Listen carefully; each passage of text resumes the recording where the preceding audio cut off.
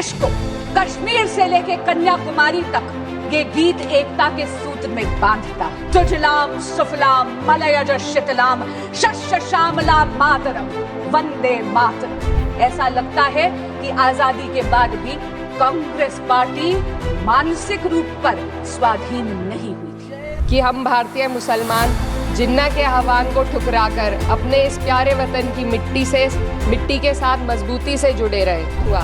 क्या अब हम उन महान नायकों की समझ पर प्रश्न चिन्ह उठाएंगे?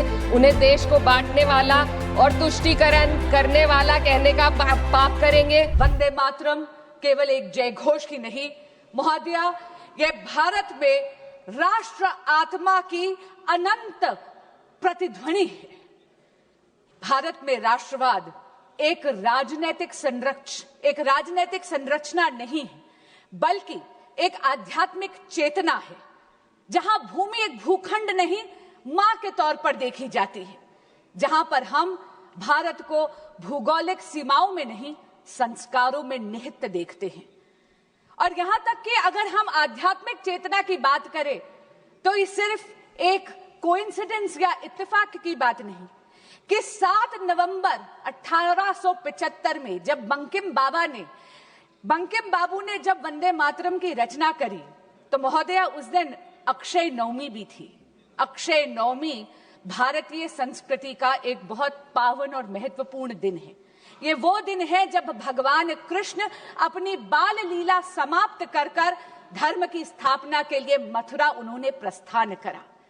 आज मैं ये जरूर कहूंगी कि वंदे मातरम हमारा राष्ट्रगान, धर्म, कर्तव्य और राष्ट्र धर्म की साक्षात प्रेरणा कर्मयोगी भगवान कृष्ण से प्राप्त कर ही संचालित करता है। और इसीलिए पूरे देश को कश्मीर से लेकर कन्याकुमारी तक ये गीत एकता के सूत्र में बांधता है। सुजलाम सुफलाम मलयज शीतलाम शस्य श्यामलाम मातरम वंदे मातरम। ये सिर्फ एक वाक्य नहीं है, यह दिखाता है कि प्राकृतिक वरदानों से सुशोभित भारत माता अपनी संतानों को अपनी जल समृद्धि, अपने फलों से, अपनी पावन शीतल हवा से किस तरह उसका लालन पोषण करती है। और इसीलिए महोदया, भारत माता हमारे लिए एक अमूर्त अनाम अवधारणा नहीं है, बल्कि मां दुर्गा, मां काली, मां लक्ष्मी, मां सरस्वती का साक्षात जीता जागता स्वरूप है, जो कि शक्ति, साहस, सौम्यता और ज्ञान का रूप है। आज विपक्ष के उपनेता ने एक बात कही। उन्होंने कहा कि कांग्रेस पार्टी ने कभी भी वंदे मातरम का विरोध नहीं करा। महोदय, मैं 2 पत्र आपके समक्ष सभा के पटल पर रखना चाहूंगी। पहला पत्र है जो कि तत्कालीन प्रधानमंत्री श्री जवाहरलाल नेहरू जी ने डॉक्टर श्यामा प्रसाद मुखर्जी को 1948 में लिखा था, 21 जून 1948 को। और मैं कोट कर रही हूं, अंग्रेजी में पढ़कर सुनाऊंगी ताकि किसी भी तरह की भ्रांति ना हो। उन्होंने कहा, personally I do not think Vande Mataram is at all feasible as a national anthem, chiefly because its tune, which does not suit orchestral or band rendering. Our national anthem has to be played by foreign orchestras all over the world. महोदया, अजीब सी बात है कि भारत की आजादी का ये मंत्र नेशनल एंथम इसलिए नहीं बन पाया क्योंकि तत्कालीन प्रधानमंत्री को यह लगा कि विदेशी ऑर्केस्ट्रा पर यह ढंग से बज नहीं सकता। ऐसा लगता है कि आजादी के बाद भी कांग्रेस पार्टी मानसिक रूप पर स्वाधीन नहीं हुई थी। दूसरा पत्र मैं सभा के पटल पर रखती हूं जो तत्कालीन प्रधानमंत्री श्री जवाहरलाल नेहरू जी ने तत्कालीन गवर्नर श्री प्रकाश जी को लिखा था 8 अगस्त 1949 को। और उन्होंने कहा, For my part, I think it would be most unfortunate for Vande Mataram to be adopted as the national anthem. यानी व्यक्तिगत तौर पर तत्कालीन प्रधानमंत्री वंदे मातरम का नेशनल एंथम बनना दुर्भाग्यपूर्ण मानते थे। आज एक बहुत ही वरिष्ठ सांसद जो विपक्ष की तरफ बैठे हैं, वो एक दल के नेता भी हैं। उन्होंने हमसे एक सवाल पूछा। उन्होंने पूछा कि आप कितने सेक्युलर हैं। मैं पूछना चाहती हूं विपक्ष से, खास करके उस नेता से और कांग्रेस पार्टी से, कि धर्मनिरपेक्षता की आड़ में सांप्रदायिक ताकतों के आगे घुटने टेके कांग्रेस पार्टी ने, जिसने 1937 में त्रिदेवी यानी हमारी शक्ति की आवाहन वाले सभी छंदों को बेरहमी से वंदे मातरम से काट दिया, और आप हमसे पूछते हैं कि हम कितने सेक्युलर हैं। सदन में इतिहास को तोड़ मरोड़ कर पेश करके फिर से मुस्लिम तुष्टीकरण के नाम पर भारतीय मुसलमानों को कटघरे में खड़े करने की कोशिश की जा रही है। लेकिन मैं सदन में बताना चाहूँगी कि हम भारतीय मुसलमान जिन्ना के आह्वान को ठुकराकर अपने इस प्यारे वतन की मिट्टी के साथ मजबूती से जुड़े रहे।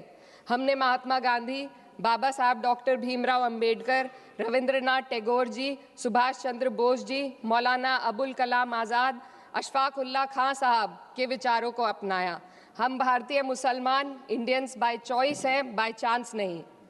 वंदे मातरम के किन छंदों को राष्ट्रीय गीत के तौर पर अपनाया जाए, यह फैसला सर रविंद्रनाथ टैगोर और सुभाष चंद्र बोस जी जैसे नेताओं के परामर्श के बाद हुआ।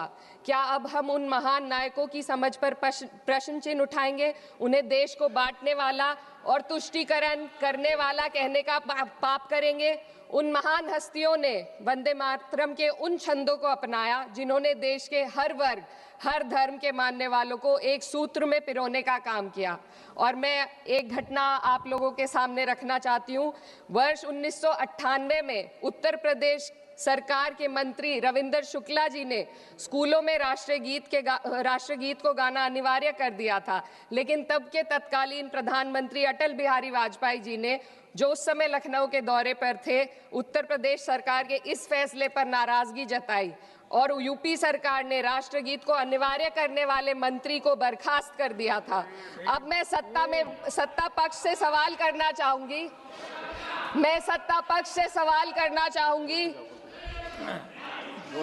बोलने दीजिए।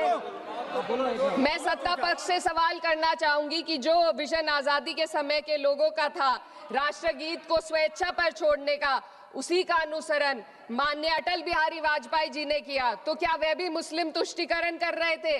जी नहीं, अटल बिहारी वाजपेयी जी राजधर्म निभा रहे थे। देश में सब धर्मों को एक साथ लाना, सबके जज्बात का एहसास करना ही सबसे बड़ा राष्ट्रवाद है। माननीय अध्यक्ष महोदया, आज हमें वंदे मातरम के असली भाव को समझना जरूरी है। यह गीत तो देश के जल, जंगल, जमीन, हरियाली और निर्मल हवा की वंदना को समर्पित है। यह भारत की जन जन की मंगल कामना करता है कि भारत का हर नागरिक स्वस्थ रहे, सुरक्षित रहे और सम्मान के साथ जी सके। सुजलाम सुफलाम का अर्थ है, सुनिए, ऐसा देश जहां स्वच्छ और पर्याप्त जल हो, जहां नदियां जिंदा हो, बहती हो, जीवन देती हो। अध्यक्ष महोदय, लेकिन अब जरा यमुना का हाल देखिए। दिल्ली प्रदूषण नियंत्रण समिति की 2025 की रिपोर्ट बताती है कि यमुना के कई हिस्सों में बीओडी स्तर 127 mg पर लीटर है तक पहुंच चुका है, जबकि किसी जीवित नदी के लिए ये 3 mg पर लीटर से कम होना चाहिए। ये सिर्फ नदी का संकट नहीं है, ये किसान का संकट है। नमामि गंगे के नाम पर हजारों करोड़ रुपए खर्च हो गए, लेकिन सच्चाई ये है कि आज भी गंगा और यमुना के किनारे किसान मजबूरी में उसी जहरीली पानी से खेती कर रहा है। वही जहर अनाज में उतरता है और वही जहर किसान की जिंदगी को धीरे धीरे खत्म कर देता है। अध्यक्ष महोदय, जब पानी जहर हो जाएगा तो सुजलाम कैसे होगा? जब किसान बर्बाद होगा तो सुफलाम कैसे होगा? मलयज शीतलम, मलय का अर्थ है मलय पर्वत से बहने वाली ठंडी, सुगंधित, चंदन जैसी हवा जो जीवन देती है, बीमारी नहीं। आज मैं इस सदन से पूछना चाहती हूँ, क्या आज के भारत की हवा मलयज शीतलम है? नहीं अध्यक्ष जी, बस संसद से बाहर कदम रखिए, एक गहरी सांस लीजिए। ये चंदन की महक नहीं, ये जहर है जो आपके हमारे फेफड़ों में उतर रहा है। दुनिया के 20 सबसे प्रदूषित शहरों में से 13 भारत में है। दिल्ली की हवा में सांस लेना मानो रोज 20 सिगरेट पीने जैसा हो। भारत हर साल सर्दियों में जहरीली हवा के प्रकोप में घिर जाता है, AQI गंभीर स्तर पर आ जाता है। ठंडी हवा का सपना अब gas chamber, ma'am 2 minutes, gas chamber की हकीकत बन चुका है। हम वो देश हैं जहां सरकार प्रकृति पर बने गीत का मान मर्दन तो करती है, पर उसी प्रकृति, जंगल, हवा, पेड़ को बचाने वाले कानूनों को धीरे धीरे खुद ही खत्म कर रही है। ये है आज के हमारे मलयज शीतलम की अफसोसजनक सच्चाई। अगर हम हवा को साफ नहीं कर पाए तो न सुजलाम बचेगा न सुफलाम बचेगा। माननीय अध्यक्ष महोदया, सस्य श्यामलम का अर्थ है ऐसा देश जहां उपजाऊ जमीन हो, जहां खेत फसल से भरे हो और किसान कर्ज और निराशा में न डूबा हो। आज किसान सिर्फ मौसम से नहीं लड़ रहा, वह प्रदूषण, नीतियों की बेरुखी और सिस्टम की नाइंसाफी से लड़ रहा है। एक तरफ कॉरपोरेट के लोन माफ होते हैं, दूसरी तरफ किसान को उसकी वाजिब MSP भी नहीं मिल पाती है। आप ग्लोबल सुपर पावर बनने की बात करते हैं। Subscribe to One India and never miss an update. Download the One India app now.